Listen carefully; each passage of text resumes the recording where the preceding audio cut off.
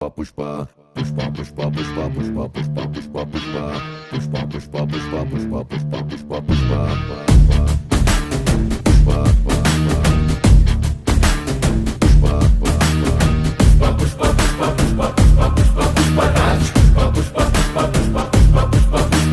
ಗಡ್ಡ ಹಂಗೆ ಸವರುತ್ತಿದ್ರೆ ದೇಶವೇ ಹೆದರಿತ್ತಂತೆ ನೀ ಭುಜವಾಗೆತ್ತಿ ನಡೆಯುತ್ತಿದ್ರೆ ಹುಲಿಯೇ ಬೆದರಿತ್ತಂತೆ